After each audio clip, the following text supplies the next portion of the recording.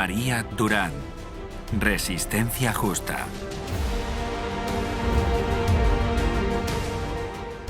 Resister, la palabra francesa para resistir, fue grabada a mano en la piedra en la cárcel de la Torre de Constanza.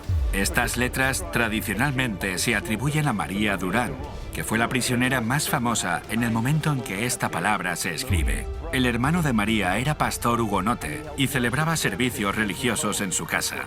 Es por este motivo que fue arrebatada de su hogar, siendo aún una adolescente recién casada. Fue encarcelada en 1730. El hermano de María, Pierre, fue asesinado de un disparo poco después, pero la vida de María tomaría otro rumbo muy diferente.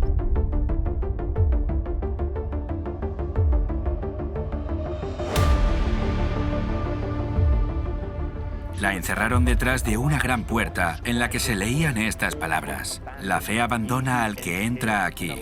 Era una gran celda de piedra. Un agujero circular de casi 2 metros en el techo dejaba entrar poca, pero muy apreciada luz y aire, al igual que lluvia y nieve según la estación. La comida llegaba a través de un agujero similar en el suelo. Padeciendo frío y humedad, esta mujer estuvo aquí cerca de 40 años en medio de miseria, infecciones y lágrimas.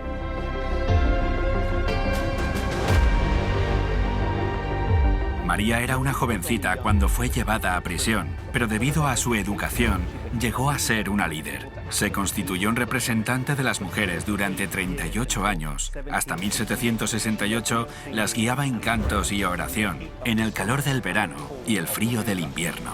María se esforzaba por mejorar sus condiciones, solicitando con persistencia un libro de salmos para cada una hasta conseguirlos.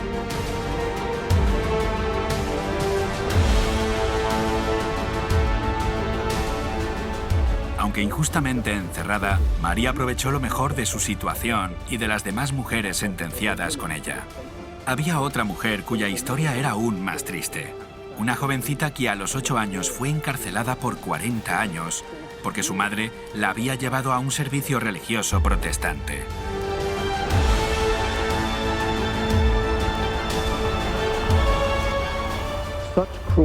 Tan crueles castigos no provienen de Dios.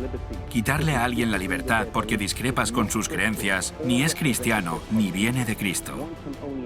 Solo nos podemos imaginar la desesperación y el desaliento que padecieron estas mujeres aquí en esta habitación año tras año, década tras década, viviendo en estas condiciones lamentables sin esperanza de libertad.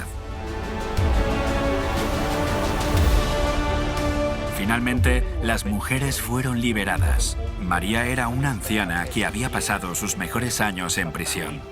El hogar de su familia aquí en las montañas se convirtió en un monumento hugonote. Un testimonio de perseverancia religiosa en contra de la injusta opresión por parte del clero y de la realeza. María era una mujer común. No escribió una tesis teológica, tampoco predicó ningún sermón, no buscó pleitos, no se presentó delante de concilios para defender su fe, como muchos de los que ya hemos hablado. Fue encarcelada injustamente, pero se mantuvo firme, preservando en su fe frente a injusticias y opresiones terribles.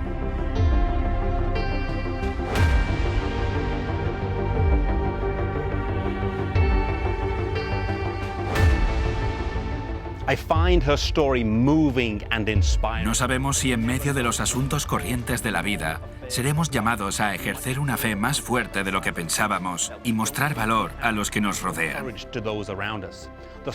La canción dice: ¿aguantará el ancla las tormentas de la vida cuando las nubes desplieguen sus alas de guerra?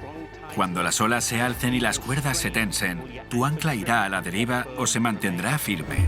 La respuesta se encuentra en el estribillo. Tenemos un ancla que mantiene el alma firme y segura cuando las olas rugen, agarrada en la roca inconmovible, arraigada firme y profunda en el amor del Salvador.